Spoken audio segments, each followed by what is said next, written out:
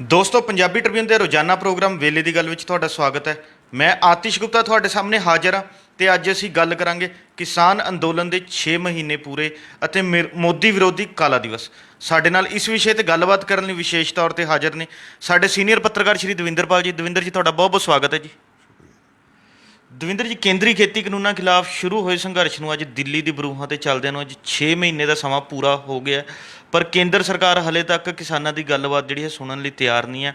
ਇਸੇ ਦੇ ਰੋਸ ਵਜੋਂ ਅੱਜ ਕਿਸਾਨ ਜਥੇਬੰਦੀਆਂ ਵੱਲੋਂ ਦੇਸ਼ ਭਰ ਦੇ ਵਿੱਚ ਪ੍ਰਧਾਨ ਮੰਤਰੀ ਨਰਿੰਦਰ ਮੋਦੀ ਦੇ ਖਿਲਾਫ ਜਿਹੜਾ ਹੈਗਾ ਕਾਲਾ ਦਿਵਸ ਮਨਾਇਆ ਹੈ, ਰੋਸ ਦਿਵਸ ਵਜੋਂ ਇਹਨੂੰ ਮਨਾਇਆ ਹੈ। ਅਸੀਂ ਜਾਣਨਾ ਚਾਹਾਂਗੇ ਵੀ ਕਿ ਦੇਸ਼ ਦੇ ਵਿੱਚ ਜਾਂ ਦਿੱਲੀ ਦੇ ਬਾਰਡਰ 'ਤੇ ਇਸ ਦਿਨ ਨੂੰ ਕਿਵੇਂ ਮਨਾਇਆ ਗਿਆ, ਦੇਸ਼ ਦੇ ਅੱਜ ਦੇ ਕੀ ਹਾਲਾਤ ਸੀ। ਜਿਵੇਂ ਕਿ ਤੁਸੀਂ ਹੁਣੀ ਦੱਸਿਆ ਵੀ 6 ਮਹੀਨੇ ਹੋ ਗਏ ਹਿੰਦੁਸਤਾਨ ਦੇ ਕਿਸਾਨਾਂ ਨੂੰ ਦਿੱਲੀ ਦੇ ਬਾਰਡਰਾਂ 'ਤੇ ਬੈਠਿਆਂ ਨੂੰ। ਜੇ ਪ੍ਰੈਕਟੀਕਲੀ ਦੇਖਿਆ ਜਾਵੇ ਤਾਂ ਪੰਜਾਬ ਦੇ ਵਿੱਚ ਇਹ ਅਣਮਿੱਥੇ ਸਮੇਂ ਦਾ ਅੰਦੋਲਨ 1 ਅਕਤੂਬਰ ਤੋਂ ਚੱਲ ਰਿਹਾ ਹੈ। ਇੱਕ ਤਰ੍ਹਾਂ ਨਾਲ 8 ਮਹੀਨੇ ਹੋਣ ਵਾਲੇ ਨੇਗੇ।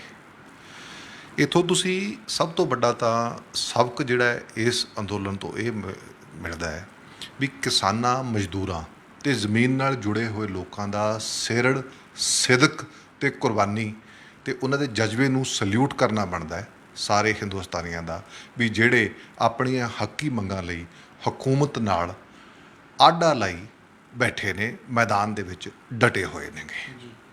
26 ਮਈ ਦਾ ਦਿਨ ਕਿਸਾਨ ਜਥੇਬੰਦੀਆਂ ਵੱਲੋਂ ਇਸ ਕਰਕੇ ਚੁਣਿਆ ਗਿਆ ਸੀ ਕਿਉਂਕਿ ਤੁਹਾਡੇ ਯਾਦ ਹੋਊ ਵੀ 26 ਮਈ 2014 ਨੂੰ ਨਰਿੰਦਰ ਮੋਦੀ ਵੱਲੋਂ ਪਹਿਲੀ ਵਾਰੀ ਪ੍ਰਧਾਨ ਮੰਤਰੀ ਦੀ ਸਹੁੰ ਚੁੱਕ ਕੇ ਹਿੰਦੁਸਤਾਨ ਦੀ ਹਕੂਮਤ ਚਲਾਉਣ ਨੂੰ ਅੱਗੇ ਵਧਣ ਦਾ ਜਿਹੜਾ ਕਦਮ ਚੁੱਕਿਆ ਗਿਆ ਸੀ, ਉਹ ਪਰਤ ਦਰ ਪਰਤ ਅੱਗੇ ਵਧਦੇ ਦੂਜੀ ਜਿਹੜੀ ਹੈ ਇਲੈਕਸ਼ਨ ਜਿੱਤਣ ਤੋਂ ਬਾਅਦ 7 ਸਾਲ ਜਿਹੜੇ ਹੈ ਅੱਜ ਮੋਦੀ ਦੀ ਹਕੂਮਤ ਨੂੰ ਪੂਰੇ ਹੋ ਗਏ ਹਿੰਦੁਸਤਾਨ 'ਤੇ ਰਾਜ ਕਰਦਿਆਂ ਨੂੰ।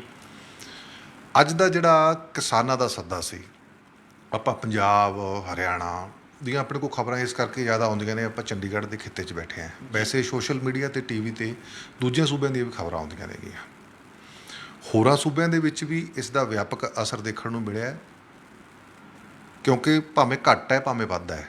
ਉਹਦਾ ਇੱਕ ਕਾਰਨ ਇਹ ਵੀ ਹੈ ਵੀ ਕੋਈ ਬੰਦ ਦੀ ਕਾਲ ਨਹੀਂ ਸੀ, ਕੋਈ ਸੜਕਾਂ ਨਹੀਂ ਸੀ ਬੰਦ ਕਰਨੀਆਂ, ਕੋਈ ਦੁਕਾਨਾਂ ਨਹੀਂ ਸੀ ਬੰਦ ਕਰਨੀਆਂ। ਸਿਰਫ ਕਾਲੇ ਝੰਡੇ ਜਿਹੜੇ ਆ ਉਹ ਚਲਾਉਣੇ ਸੀ ਤਾਂ ਜੋ ਕਾਲਾ ਦਿਵਸ ਮਨਾ ਕੇ ਮੋਦੀ ਸਰਕਾਰ ਵਿਰੁੱਧ ਇੱਕ ਸੰਕੇਤ ਦਿੱਤਾ ਜਾਵੇ ਵੀ ਲੋਕਾਂ ਦੇ ਵਿੱਚ ਜਿਹੜਾ ਸਰਕਾਰ ਪ੍ਰਤੀ ਗੁੱਸਾ ਹੈ, ਜਿਹੜਾ ਉਹ ਕਾਰਪੋਰੇਟ ਨੂੰ ਖੁਸ਼ ਕਰਨ ਲਈ, ਅੰਬਾਨੀ ਅਤੇ ਅਡਾਨੀ ਨੂੰ ਖੁਸ਼ ਕਰਨ ਲਈ 3 ਖੇਤੀ ਕਾਨੂੰਨ ਲੈ ਕੇ ਆਏ ਰਹੇ ਨੇ, ਉਹਨਾਂ ਦੇ ਖਿਲਾਫ ਜਿਹੜਾ ਉਹ ਕਿੰਨਾ ਗੁੱਸਾ ਹੈਗਾ।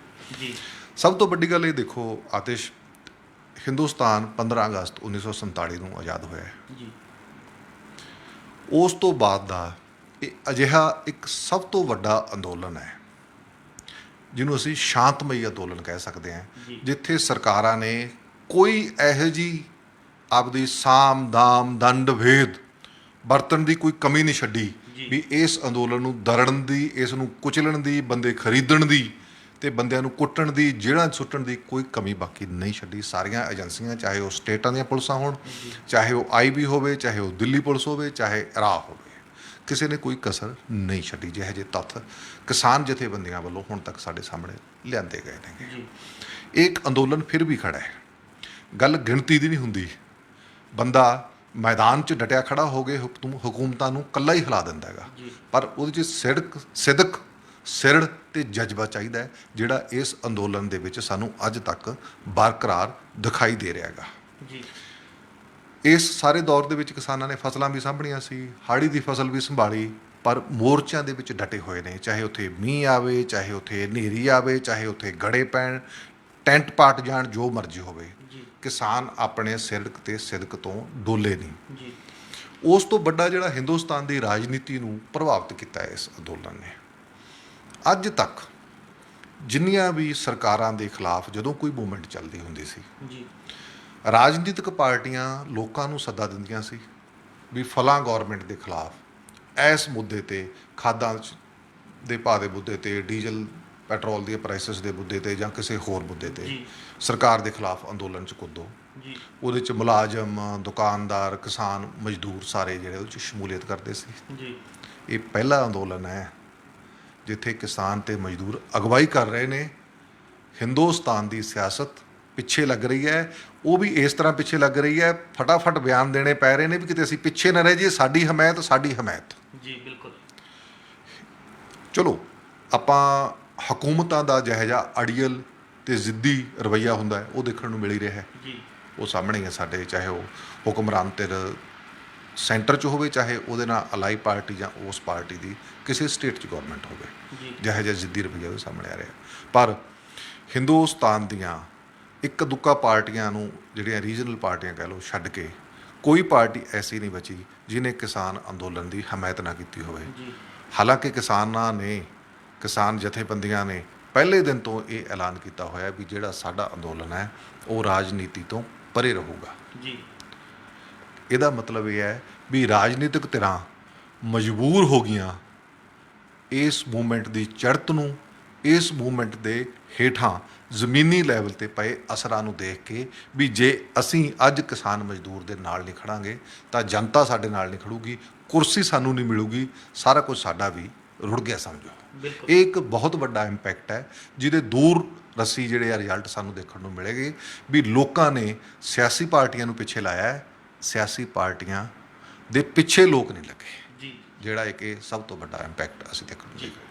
ਦਵਿੰਦਰ ਜੀ, ਜਿਵੇਂ 6 ਮਹੀਨੇ ਦਾ ਸਮਾਂ ਪੂਰਾ ਹੋ ਚੁੱਕਿਆ ਹੈ, ਆਪਾਂ ਗੱਲ ਕਰ ਹੀ ਰਹੇ ਹਾਂ, ਅਸੀਂ ਜਾਣਨਾ ਚਾਹਾਂਗੇ ਵੀ ਕਿਸਾਨ ਅੰਦੋਲਨ ਨੇ ਪਹਿਲੇ ਦਿਨ ਤੋਂ ਕਿਸ ਤਰ੍ਹਾਂ ਦੀ ਜਿਹੜੀ ਮੁਸ਼ਕਲਾਂ ਦੇਖਣੀਆਂ ਪਈਆਂ ਨੇ, ਕਿਸ ਤਰ੍ਹਾਂ ਹੀ ਔਕੜਾਂ ਦਾ ਸਾਹਮਣਾ ਕਰਨਾ ਪਿਆ, ਇਸ ਦੇ ਨਾਲ ਹੀ ਜਿਹੜਾ ਹੈਗਾ ਕੇਂਦਰ ਸਰਕਾਰ ਦਾ ਰਵੱਈਆ ਹੁਣ ਤੱਕ ਕਿਹੋ ਜਿਹਾ ਰਿਹਾ?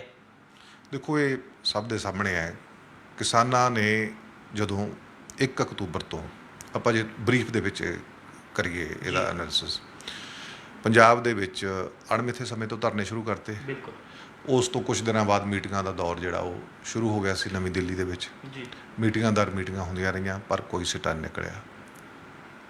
ਪੰਜਾਬ ਦੇ ਵਿੱਚ ਰੇਲਾਂ ਵੀ ਜਾਮ ਰਹੀਆਂ ਜੀ 20-25 ਦਿਨ, ਉਹ ਵੀ ਪੰਜਾਬ ਸਰਕਾਰ ਦੀ ਤੇ ਪੰਜਾਬ ਦੇ ਲੋਕਾਂ ਦੀ ਬਾਂਹ ਮਰੋੜੀ ਸੈਂਟਰ ਸਰਕਾਰ ਨੇ ਵੀ ਅਸੀਂ ਕੋਈ ਵੀ ਟ੍ਰੇਨ ਨਹੀਂ ਚਲਾਵਾਂਗੇ, ਮਾਲ ਗੱਡੀਆਂ ਵੀ ਨਹੀਂ ਚਲਾਵਾਂਗੇ। ਖਾਦ ਦਾ ਸੰਕਟ, ਅਨਾਜ ਦੀ ਢੋਆ-ਢੁਆਈ ਦਾ ਸੰਕਟ, ਕਈ ਤਰ੍ਹਾਂ ਦੇ ਸੰਕਟ ਜਿਹੜੇ ਬਿਜ਼ਨਸ ਸੀ ਉਹ ਤਬਾਹ ਹੋਏ, ਕਿਉਂਕਿ ਜਿਹੜਾ ਮਾਲ ਇੱਥੇ ਤਿਆਰ ਹੋ ਰਿਹਾ ਹੈ ਉਹ ਬਾਹਰ ਵੀ ਜਾਣਾ ਹੁੰਦਾ, ਬਾਹਰੋਂ ਕੱਚਾ ਮਾਲ ਵੀ ਆਉਣਾ ਹੁੰਦਾ। ਜੀ ਬਿਲਕੁਲ। ਕਈ ਤਰ੍ਹਾਂ ਦੀਆਂ ਪਰੇਸ਼ਾਨੀਆਂ ਦਾ ਪੰਜਾਬ ਨੂੰ ਸਾਹਮਣਾ ਕਰਨਾ ਪਿਆ। ਉਸ ਤੋਂ ਬਾਅਦ 25 ਨਵੰਬਰ ਨੂੰ ਕਿਸਾਨਾਂ ਨੇ ਦਿੱਲੀ ਨੂੰ ਕੂਚ ਕੀਤਾ, ਕਿਉਂਕਿ 26 ਨਵੰਬਰ ਤੋਂ ਜਿਹੜਾ ਉਹ ਦਿੱਲੀ ਬੈਠਣਾ ਸੀਗਾ। ਬਿਲਕੁਲ। ਉਸ ਤੋਂ ਲੈ ਕੇ ਅੱਜ ਤੱਕ ਉੱਥੇ ਬੈਠੇ ਨੇ। 25 ਨਵੰਬਰ ਤੋਂ ਲੈ ਕੇ 22 ਜਨਵਰੀ ਤੱਕ ਜਿਹੜਾ ਮੀਟਿੰਗਾਂ ਦਾ ਦੌਰ ਚੱਲਦਾ ਰਿਹਾ। ਜੀ 22 ਜਨਵਰੀ ਦੀ ਜਿਹੜੀ ਆ ਉਹ ਆਖਰੀ ਮੀਟਿੰਗ ਸੀਗੀ। ਜੀ ਉਸ ਮੀਟਿੰਗ ਦੇ ਵਿੱਚ ਗੱਲ ਸਿਰੇ ਨਹੀਂ ਲੱਗੀ। ਕਿਸਾਨਾਂ ਦਾ ਇੱਕ ਗੱਲ ਤੇ ਜ਼ੋਰ ਸੀ ਵੀ ਹਾਂ ਜਾਂ ਨਾ, ਬਿਲਕੁਲ। ਤਿੰਨੋਂ ਬਿੱਲ ਵਾਪਸ ਲੈਣੇ ਹੋ, ਹਾਂ ਜਾਂ ਨਾ 'ਚ ਜਵਾਬ ਦੇ ਦਿਓ। ਜੀ ਉਹ ਕਹਿੰਦੇ ਨਹੀਂ, ਗੱਲ ਉੱਥੇ ਟੁੱਟ ਗਈ। ਉਹ ਜਿਹੜੀ ਗੱਲ ਅੱਜ ਤੱਕ ਉਹ ਨਹੀਂ ਅੱਗੇ ਚੱਲ ਸਕੀ। ਜੀ ਜਿਹੜੇ 'ਚ ਇੰਪੋਰਟੈਂਟ ਗੱਲ ਹੈ ਜਿਹੜੀ ਇਹਦੇ 'ਚ ਵੀ ਸਰਕਾਰ ਦੀਆਂ ਏਜੰਸੀਆਂ ਤੇ ਸਰਕਾਰ ਪੱਖੀ ਮੀਡੀਆ, ਜਿਹਨੂੰ ਅਸੀਂ ਗੋਦੀ ਮੀਡੀਆ ਕਹਿੰਦੇ ਹਾਂ, ਜੀ ਇਸ ਅੰਦੋਲਨ ਨੂੰ ਬਦਨਾਮ ਕਰਨ ਦੀ ਕੋਈ ਵੀ ਕੋਸ਼ਿਸ਼ ਉਹਨਾਂ ਨੇ ਨਹੀਂ ਜਾਣ ਦਿੱਤੀ। ਬੇਕਾਰ। ਸਭ ਤੋਂ ਪਹਿਲਾਂ ਕਿਹਾ ਹੈ ਵੀ ਇਹ ਨਕਸਲ ਨੇ, ਜੀ ਅਰਬਨ ਨਕਸਲ ਕਿਹਾ ਗਿਆ, ਖਾਲਿਸਤਾਨੀ ਕਿਹਾ ਗਿਆ, ਹੋਰ ਪਤਾ ਨਹੀਂ ਕੀ ਕੁਛ ਜਾ ਕੇ ਲੇਬਲ ਲਾਏ ਗਏ।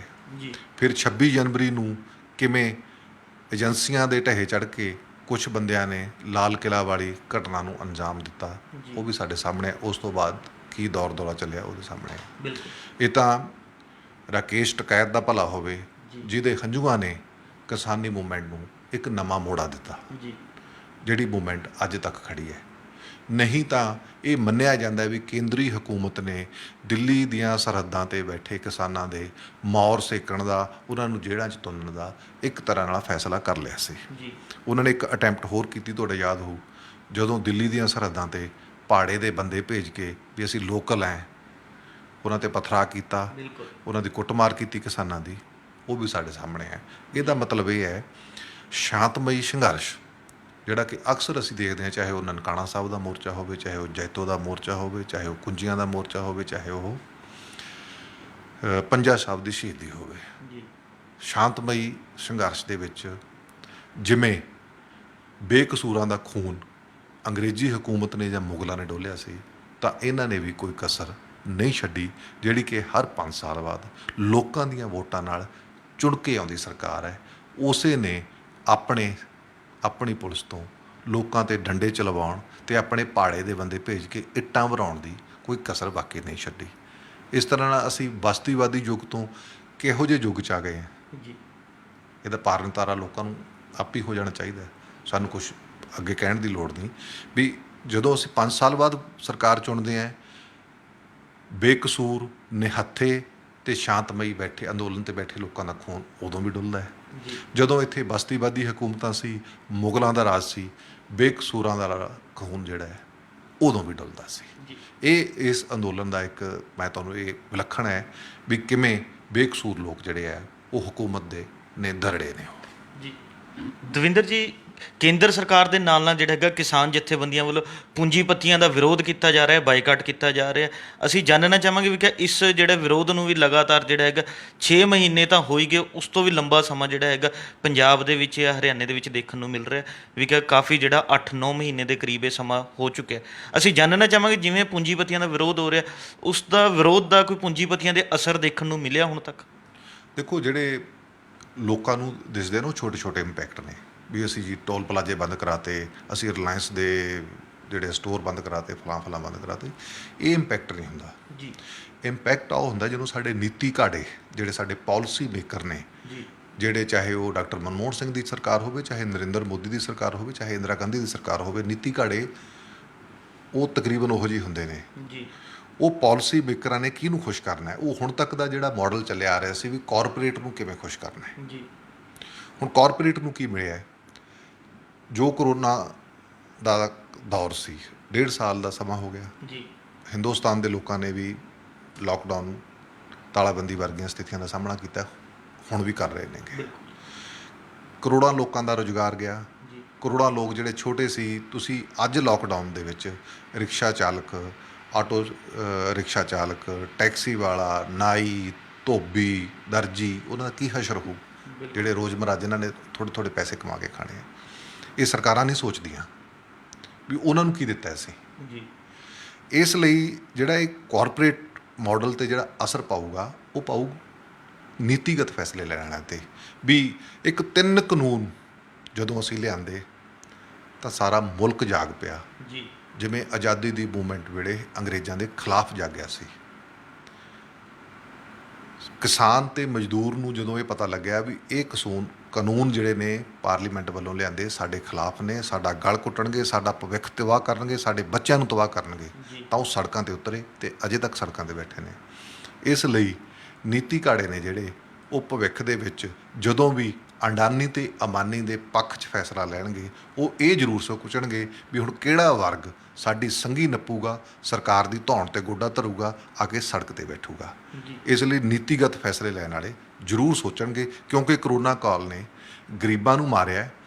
ਅਮੀਰਾਂ ਦੀ ਜਿਹੜੀ ਪੂੰਜੀ ਹੈ, ਉਹ ਹਿੰਦੁਸਤਾਨ ਦੀ ਗੱਲ ਕਰੀਏ 40% ਵਾਧਾ ਹੋ ਗਿਆ ਅੰਬਾਨੀ ਤੇ ਅਡਾਨੀ ਦੀ ਪੂੰਜੀ 'ਚ। ਜੀ, ਬਿਲਕੁਲ। ਉਹ ਕਿਵੇਂ ਹੋ ਗਿਆ? ਕਿੱਥੋਂ ਆਇਆ ਪੈਸਾ? ਲੋਕ ਭੁੱਖੇ ਮਰ ਰਹੇ ਨੇ, ਲੋਕਾਂ ਦੇ ਰੁਜ਼ਗਾਰ ਬੰਦ ਹੋ ਗਏ।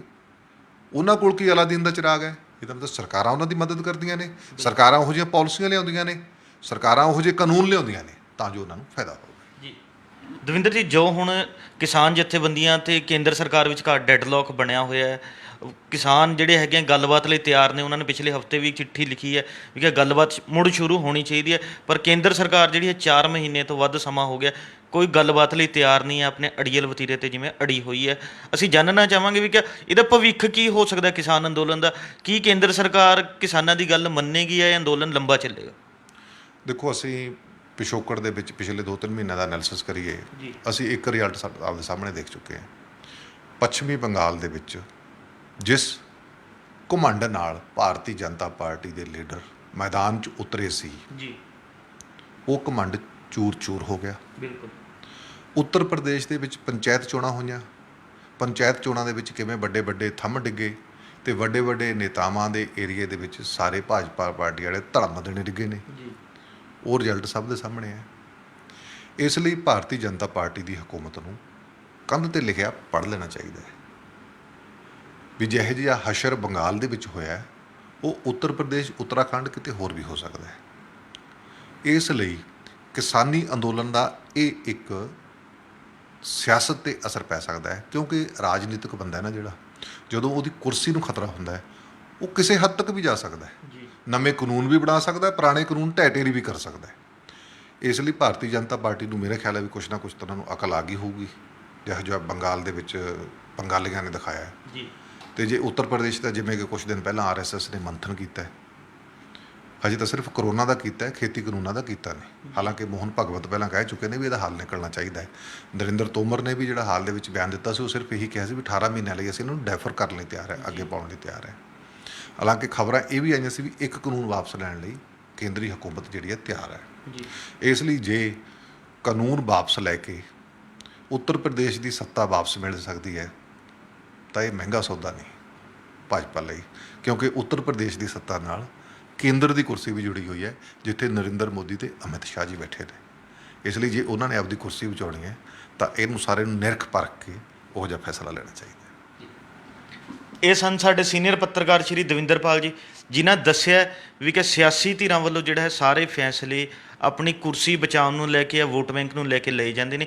ਜੇਕਰ ਭਾਜਪਾ ਹਲੇ ਵੀ ਕਾਨੂੰਨ ਜਿਹੜੇ ਹੈਗੇ ਵਾਪਸ ਕਰਦੇ ਹੋਏ ਜਾਂ ਕਾਨੂੰਨ ਰੱਦ ਕਰਕੇ ਆਪਣੀ ਕੁਰਸੀ ਬਚਾ ਸਕਦੀ ਹੈ ਤਾਂ ਇਸ ਤੋਂ ਵਧੀਆ ਉਹਨਾਂ ਲਈ ਕੁਝ ਹੋਰ ਨਹੀਂ ਹੈ। ਹੁਣ ਉਹ ਦੇਖਣ ਵਾਲੀ ਗੱਲ ਰਹੇਗੀ ਵੀ ਇਹ ਕੇਂਦਰ ਸਰਕਾਰ ਕਿੰਨੀ ਕੁ ਕਿਸਾਨਾਂ ਦੀ ਗੱਲ ਮੰਨਦੀ ਹੈ ਜਾਂ ਕਿੰਨੇ ਕੁ ਕਾਨੂੰਨ ਜਿਹੜੇ ਹੈਗੇ ਆ ਵਾਪਸ ਲੈਂਦੀ ਹੈ। ਇਹ ਤਾਂ ਆਉਣ ਵਾਲਾ ਸਮਾਂ ਹੀ ਦੱਸੇਗਾ। ਕੱਲ੍ਹ ਨੂੰ ਇਸੇ ਸਮੇਂ ਇੱਕ ਨਵੇਂ ਮੁੱਦੇ ਦੇ ਨਾਲ ਫਿਰ ਮਿਲਾਂਗੇ ਪ੍ਰੋਗਰਾਮ ਵੇਲੇ ਦੀ ਗੱਲ ਵਿੱਚ। ਧੰਨਵਾਦ।